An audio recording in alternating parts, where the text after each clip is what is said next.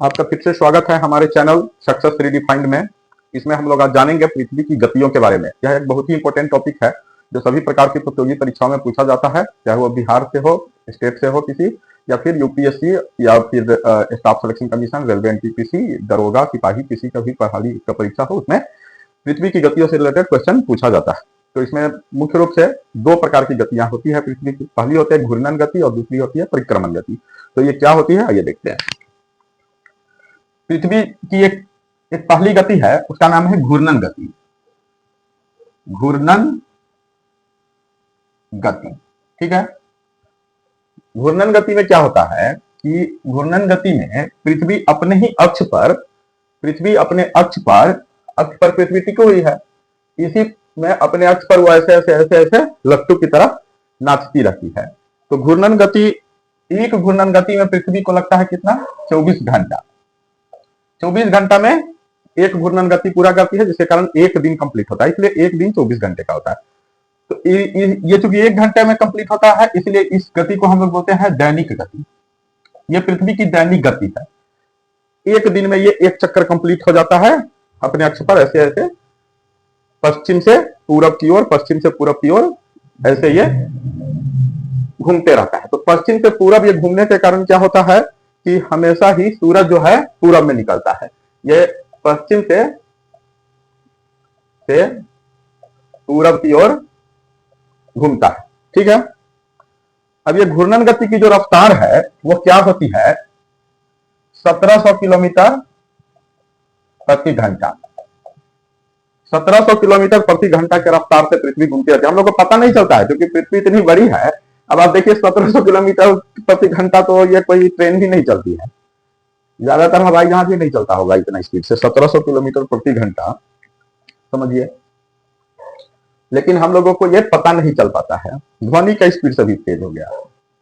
तो इतना स्पीड जो है तो चलता है ये, नहीं ध्वनि का स्पीड तो इससे ज्यादा है, ठीक है। लेकिन जो है ये काफी ज्यादा स्पीड से 1700 किलोमीटर प्रति घंटे के रफ्तार से, जनरली हम लोग बाइक वगैरह 60 किलोमीटर के रफ्तार से चलाते हैं। नॉर्मली तो 20-25 ही चलाते हैं, जब ज्यादा हाईवे वाईवे पर खाली जगह मिलता है तो 50-60 चलाते हैं। यहाँ ये 1700 किलोमीटर प्रति घंटे के रफ्तार से ये घूमती रहती है अपने ही अक्ष पर, जिसे घूर्णन गति कहते हैं। ये 24 घंटे में एक चक्कर लगाती है, जिसके कारण दिन और रात होते रहते हैं। जो भाग सूर्य की तरफ हो जाता है उधर दिन होता है, और जो भाग पीछे रहता है उधर रात हो जाता है, ठीक है। फिर कुछ देर के बाद दूसरा भाग इधर आ जाता है, इसलिए ये पृथ्वी पर कहीं दिन कहीं रात एक ही समय में रहता है, कहीं सुबह कहीं शाम। मतलब ये सारा गतिविधि पृथ्वी पर कहीं ना कहीं, अभी जैसे अगर दिन है तो कहीं ना कहीं रात होगा। अभी अगर यहाँ 11 बज रहा है सुबह का, तो कहीं ना कहीं रात होगा। इवन 12 बज रहा होगा, कहीं 1 बज रहा होगा, मतलब हर टाइम होगा कहीं ना कहीं। कहीं सुबह 6 बज रहा होगा, समझ गया। तो इसी के कारण मतलब सूरज तो अपने जगह स्थिर है, पृथ्वी घूम रही है 24 घंटे में। तो कब हमेशा ही कोई ना कोई भाग सूर्य के सामने आता है, मतलब कहीं ना कहीं सूर्योदय हो रहा है, कहीं सूर्यास्त हो रहा है। मतलब पृथ्वी पर यह घटना हमेशा ही हो रहा है, 24 घंटे, हर सेकेंड में कहीं ना कहीं सूर्यास्त हो रहा है और कहीं ना कहीं सूर्योदय हो रहा है। तो ये इस चीज को जो है समझ लिए आप। ये एक्चुअल में 23 घंटा 56 मिनट में कंप्लीट होता है, लेकिन इसको सुविधा के लिए 24 घंटा मान लिया जाता है। दूसरा गति है जो काफी इंपॉर्टेंट है, यह है परिभ्रमण गति। परिभ्रमण गति में क्या होता है कि सूर्य जो है, मतलब पृथ्वी जो है सूर्य के चारों ओर चक्कर भी लगाता है। एक तो ऐसे ऐसे लट्टू की तरफ ही नाच रहा है और लट्टू के लिए नाचते हुए घूम भी रहा है। तो अगर यह सूर्य है तो पृथ्वी क्या करता है, पृथ्वी इसके चारों ओर चक्कर लगाता है, और वो भी कैसे, अंडाकार, ये दीर्घ वृत्ताकार इसको नाम दिया गया है। दीर्घ वृत्ताकार पथ में जो है ये परिक्रमा करती रहती है, ठीक है। दीर्घ वृत्ताकार जो पथ होता है उसमें परिक्रमा करती रहती है, ओके। तो ये पृथ्वी है, तो ये ऐसे परिक्रमा करती रहती है, ऐसे, ठीक है। ये परिक्रमा करती रहती है। तो इसमें ये जो गति है, ये एक साल में, जैसे यहां से अगर स्टार्ट किया तो एक साल के बाद फिर यहां आ जाएगा। तो अगर किसी निश्चित जगह से अगर हम लोग पकड़ेंगे तो वहां पर पूरा एक साल में वो कंप्लीट हो जाएगा। तो एक्चुअल में समय लगता है 365 दिन और 1/4 दिन, मतलब 6 घंटा। तो 365 दिन और 6 घंटा। इसके कारण इस 6 घंटा जो 1/4 दिन है, इसके कारण हर 4 वर्ष पर एक दिन जो है जोड़ दिया जाता है और उस साल 366 दिन का फरवरी हो जाता है। फरवरी 29 दिन का हो जाता है और 366 दिन का साल हो जाता है। इस प्रकार के साल को हम लोग कहते हैं लीप ईयर। ग्रेगोरियन कैलेंडर जो है, जो इंग्लिश कैलेंडर जिसको हम लोग कहते हैं, उसमें यही यूज होता है। ठीक है, 365 दिन और 6 घंटा में पृथ्वी एक चक्कर सूर्य के लगाता है, लेकिन ये 6 घंटा करके 4 साल में 24 घंटा हो जाता है, मतलब एक दिन। तो इसलिए एक दिन जोड़ दिया जाता है, नहीं तो क्या होगा कि एक दिन करके पूरा तावेत में बिगड़ जाएगा। मतलब कभी गर्मी होना है तो उस तिथि को ठंडा हो जाएगा 365 साल बाद। मतलब तो मतलब ये तो उल्टा पुल्टा हो जाएगा, मतलब 100 साल में पूरा ऋतु ही बदल जाएगा सब जगह का। तो इसी के कारण तो फिर अध्ययन में बहुत परेशानी हो जाएगा, या फिर कुछ किसी चीज का रिकॉर्ड रखने में। इसीलिए ये क्या किया जाता है कि 4 साल के बाद एक दिन जोड़ दिया जाता है फरवरी में, और फिर उतना ही रह जाता है। ठीक है, फिर अगला साल 365 का 3 साल होता है, फिर चौथा साल जो होगा वो 366 दिन का हो जाता है। अभी तक आपको पूरा समझ में आ रहा होगा ये परिभ्रमण गति।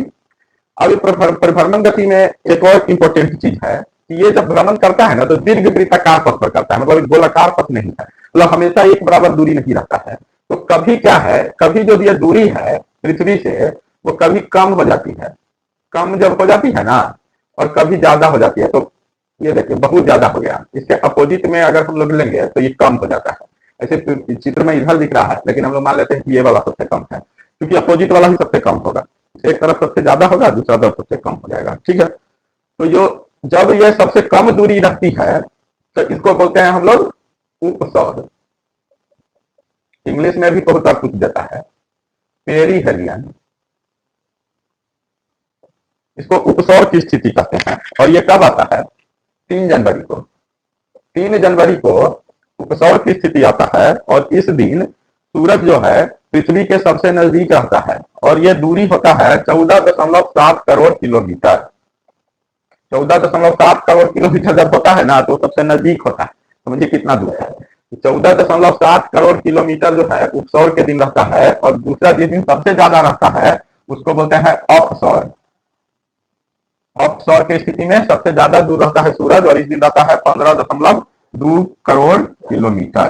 ठीक है, और 152 मिलियन 152 मिलियन किलोमीटर। ठीक है, तो अपसौर का स्थिति जान गए। और ये कब होता है? 4 जुलाई। 4 जुलाई को क्या होता है? अपसौर, और 3 जनवरी को होता है उपसौर। इसको याद रख लेना है। ये देखिए, ये कम है 3, ज्यादा है 4, तो कंफ्यूज नहीं होना है। ठीक है, तो 3 जनवरी और 4 जुलाई काफी इंपॉर्टेंट है। इस सब तिथि को एकदम इन सबको याद रखना, ठीक है, ताकि कोई भी एक भी क्वेश्चन हमारा छूटे नहीं कभी। तो ये स्थिति आप लोग समझ गए हैं। अब इसमें कुछ और चीज हम लोग देखेंगे, एक दो और चीज। ठीक है,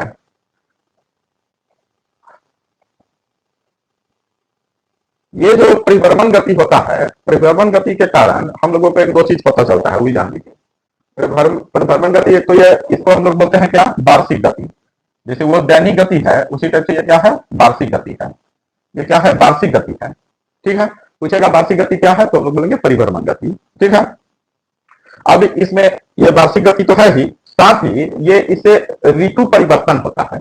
मतलब ऋतु परिवर्तन, मौसम जो है ना, इसी से चेंज होता है। परिभ्रमण गति मौसम चेंज करने में हम लोगों को सहायता देता है, ये जानने में मदद करता है। परिभ्रमण गति के कारण ही मौसम चेंज होता है एक्चुअली, क्योंकि कभी सूर्य नजदीक है, कभी दूर है। तो इससे क्या होता है परिभ्रमण गति से, कि एक निश्चित समय के बाद जो है वही ऋतु आ जाता है। तो ऋतु परिवर्तन में इसका भी योगदान होता है। अब दूसरा योगदान होता है कि पृथ्वी अपने अक्ष पर 23.5 डिग्री से झुकी हुई है। ये झुकी हुई स्थिति के कारण क्या होता है कि ऊपर में 66.5 डिग्री पर और नीचे भी 66.5 डिग्री पर, उत्तरी और दक्षिणी अक्षांश में पृथ्वी एक ये बनाती है, वैसे वो रहती है।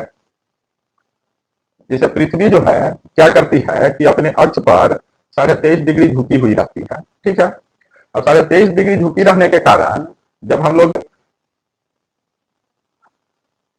23.5 डिग्री मान लिया ये झुका हुआ है अक्ष पर, ठीक है, तो जब हम लोग यहाँ से एक सीधा रेखा खींचते हैं अक्ष से, तो वो क्या होता है कि ये जो एक्चुअल रेखा है उससे अलग हो जाता है, और ये यहाँ पर 66.5 डिग्री पर ये जाता है, समझे, और इधर भी 66.5 डिग्री पर जाएगा।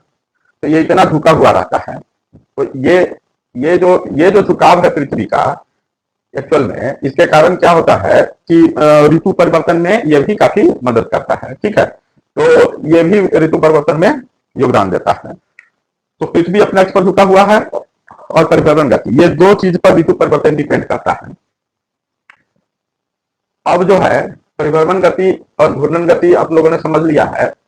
अब देखिए ये पृथ्वी हो गया, ठीक है, ये विषुवत रेखा है, इसमें कुछ और तिथि इंपोर्टेंट है। ठीक है, तो मान लीजिए सूर्य है, सूर्य यहां से रोशनी दे रहा है। ठीक है, तो जब जिस दिन ये लंबवत इस पर पड़ता है विषुवत रेखा पर, यह साल में 2 बार पड़ता है। तो इस दिन क्या होता है कि पृथ्वी पर दिन और रात क्या होता है, बराबर हो जाता है। सभी जगह पर दिन और रात उस दिन बराबर हो जाएगा। और ये 2 तिथि होता है, ये एक दिन होता है 21 मार्च को और दूसरा होता है 22 सितंबर को।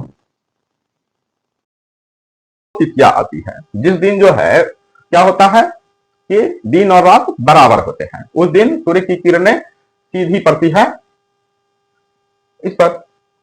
अब जो है 2 और तिथि जो हमने अभी खींचा है, ये 2 और तिथि भी काफी इंपॉर्टेंट है। एक जो तिथि है जिस दिन कर्क रेखा पर सूर्य की किरणें लंबवत पड़ती है, वो तिथि कब आती है, 21 जून को। और एक दिन मकर रेखा पर लंबवत पड़ती है, उस दिन 22 दिसंबर को। तो इस दोनों तिथि को क्या होता है कि 21 जून को कर्क रेखा पर सबसे लंबा दिन होगा, गर्मी का महीना होगा उत्तरी गोलार्ध में। और 22 दिसंबर को क्या होगा कि मकर रेखा पर सूर्य होगा और मकर रेखा पर गर्मी का मौसम होगा। तो आप ये देखते हैं कि ये परिभ्रमण गति के कारण ये होता है। परिभ्रमण करके जब सूर्य के किरणें लंबवत पड़ने लगे, उसे साइड में आ जाता है सूर्य, तो लंबवत पड़ेगा कर्क रेखा पर। तो 21 जून को क्या होगा कि उत्तरी गोलार्ध में क्या होगा, सबसे बड़ा दिन, और उसी दिन यहां पर क्या होगा, सबसे छोटा रात।